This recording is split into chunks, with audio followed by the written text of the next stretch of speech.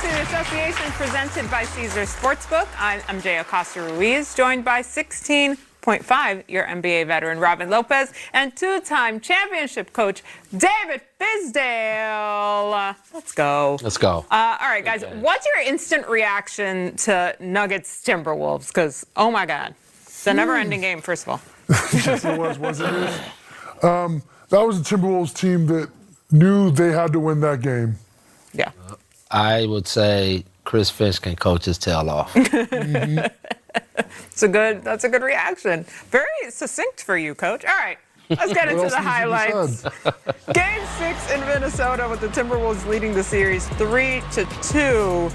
This was cute. Julius Randle showed up rocking the Dante DiVincenzo jersey for Game 6. Winner go home for Joker and the Nuggies. Here we go, first quarter. Again. Joker right over Rudy. The speed that Minnesota can put on the floor. Conley out there passing. Shannon Jr. Wait for this coast to coast. There it is right there. He's a serious athlete. More from him to come in a second. Meantime. Oh, Julius! Don't do that, Jules. And talk to them. Don't chest bump him. Yes, Don't break his shoulder. He sure did. All right, Junior with the steal. What a finish. Great finish by Cam Johnson. Thank you. And one. Second quarter. Joker. Oh, my goodness. What a shot. 9 points and 6 assists in the first half for Jokic. Later in the second. Ooh. I'm telling you, he couldn't Jaden get away. McDaniels said no. Nope. Couldn't get away from him. Again, can you touch the paint? Can you get by your guy? No. Yeah. Murray only shot 27% from the field in And the look first at half. this. Oh, my goodness. Right? Like, that's exactly what I'm talking about. What did he just All do? the runaway in the world. No play Wow. call. Went by his guy and finished. Incredible by Shannon there. Third quarter. Murray. Back to Joker for the floater. Still a great duo. I'm not shooting him down at all, but No look. And Johnson for three. nice time. All right. That was a dime. Later in the third. Joker again getting to work on Gobert. Incredible touch. 14 points in the third quarter alone for Jokic. 4 minutes to go in the third. Listen. Ooh. And Edwards told everybody that this dude What's his favorite player? Yep. He said he's my favorite McDaniels. player, and it's a lot more that he can do. And this kid is starting to show it. Had a career night tonight. Fourth quarter. Boy, it's chippy. Oh, come on, guys. Boy, it's chippy. It has been the whole series. Enough already, fellas. Get it together. All this pushing. Back-to-back technical fouls for both of them, by the way. Of course. Back to basketball, please. It's a push party. You ain't gonna do nothing. Anyway, I'm sorry. 6 minutes to go. I don't want nobody to do nothing. There's Shannon again. You saw enough of that. Don't do that, Rudy. With the left. It's what you should do. Get him out of the bucket. DiVincenzo, you saw him with his foot all wrapped up. It looked like remember the Titans. Very much remember the Titans. Ooh. Daniel frozen with the Smitty. All right, late in the fourth. Touch the paint. 3-point game. Hey, Rod. That was no play call there. Can you go by your man and make a play? That's what it came down to. And that's what it seems like it's coming down to in a lot of these series. You'll see that next round with the Spurs. We watched Here we Boston, go. Philly. Just over a minute left. Wow. He tried to tell y'all. Jaden McDaniels, pull-up jumper. I love seeing Mike Conley out there. He still got it. The Timberwolves beat the Nuggets 110-98. Jaden McDaniels, to your point, 32 points.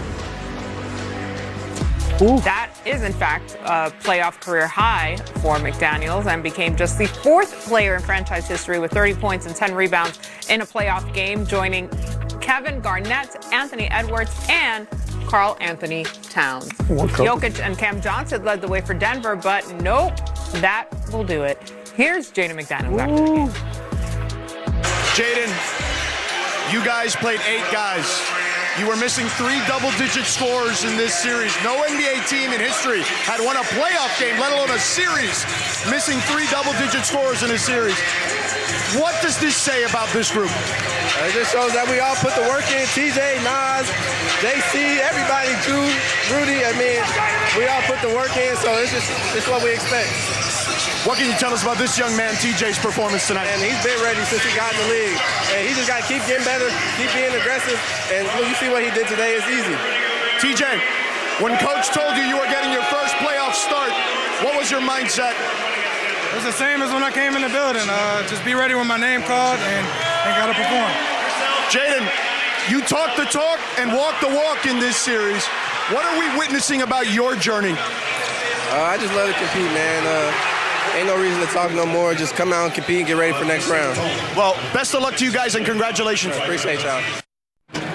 Wow, wow, wow. So despite missing Anthony Edwards, Dante DiVincenzo, Ayo Dosunmu, and Kyle Anderson, the Wolves pulled out a huge win at home to win the series in 6 against the Nuggets. Denver made just 1 field goal attempt in the final 7 minutes of regulation. Coach, how was Minnesota able to hold Denver to under 100 points and get this big win to move on to the next Kept them out of the paint.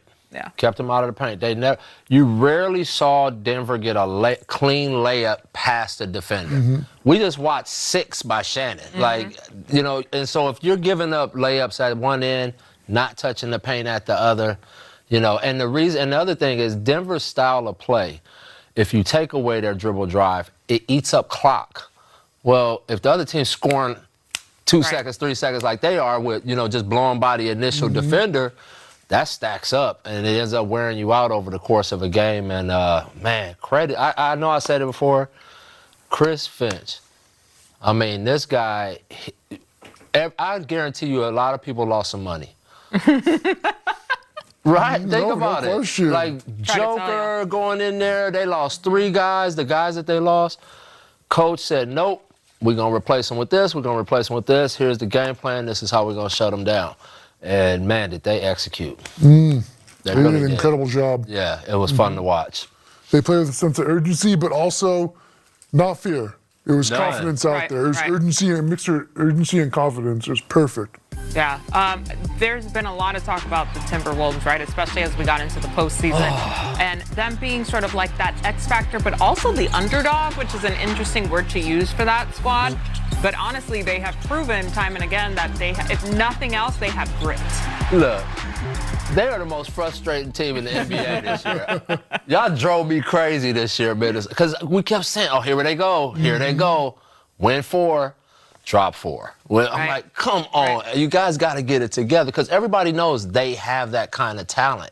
But now their depth is showing because they are banged up, and those other guys are stepping up. And the kid Terrence Shannon Jr., I got to watch him when I was doing my front office work, and I thought he was a super talent at Illinois. He is really starting to grow. I mean, look at the pace that he plays at. No one on Denver can keep him in front. These are layups. These are at the rim, I'm by you or I'm through you layups. We did not see this from Denver. How many layups did we see Denver get in this fashion? I mean, that's not a layup. No, it's not. That's an exclamation point. Yeah, and he is the key reason why when you lose a guy like Ant, of course, he can't replace Ant, but if you're filling that in with 22, 24 points a night from a kid that had been not playing that much, I mean, that's huge for them. And if they can get healthy now, they might be confident in moving forward. Good basketball. It'll be exciting. Yeah. Oh, this is the best playoffs in a long time. Facts.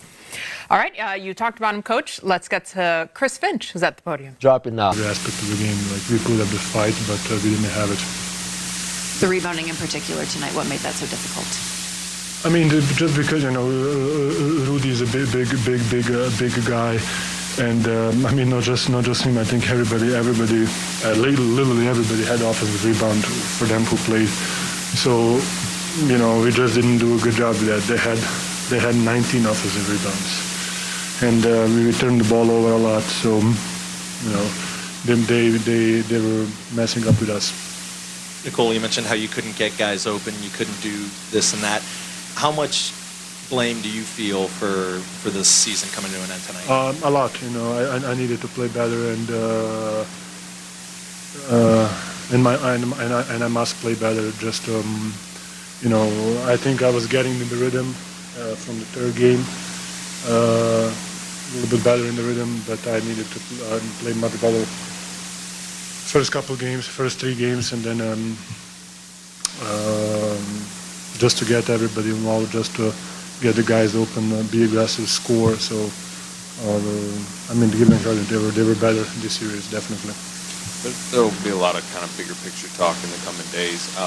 Where do you feel like this team is, in that bigger picture, and how far away or not far away you feel like you guys are from being, a championship contender? We just lost in the first round, so I think we are far away.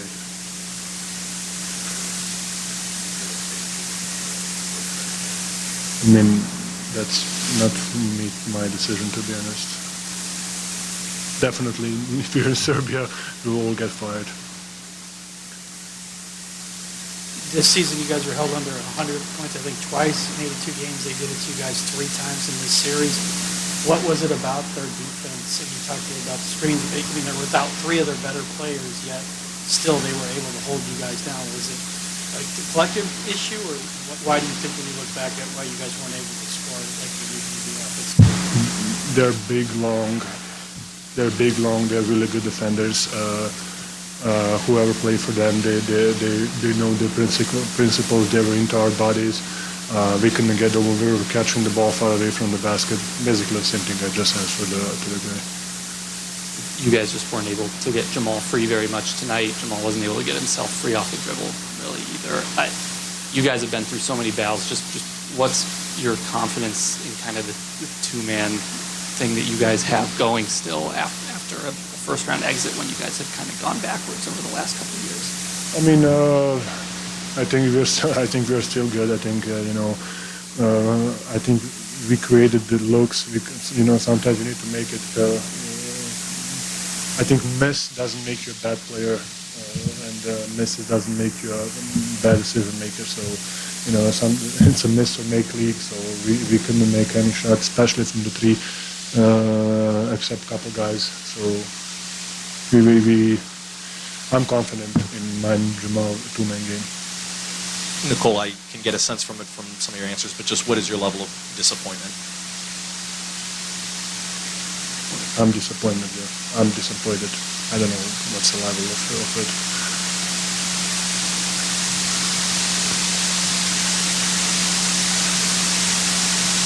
How big a problem was not having Aaron Gordon and Peyton Watson? Aaron for most of the series, Peyton for the whole thing. If like the guys who are not, we cannot think about if they miss a bunch of guys tonight and they still won it. So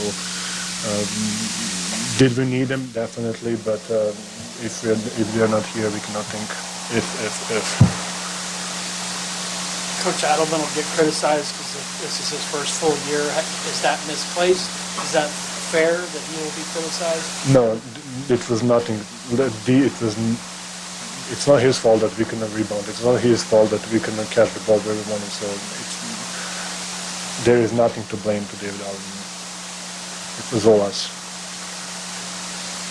Nikola, sorry for the big picture question so soon after the loss, but you've said you want to spend the rest of your career with the Nuggets. Has anything about this season changed that outlook with your extension looming this offseason? Yeah, I still want to be Nuggets forever. Is it safe to assume you will plan to sign that extension then when they offer it to you? I still want to be Nuggets forever. You guys, all season, it felt like you guys had a lot of confidence that, kind of, if you could push through the injury stuff, that you guys had a championship level team here.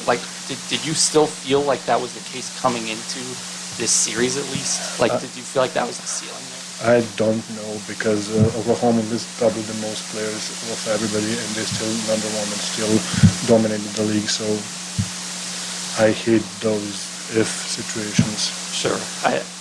So does that mean like to you then is the takeaway a lot that this season was kind of just marred by a lot of that? Is the injuries kind of the main attribute that you feel like kind of was too tough to overcome?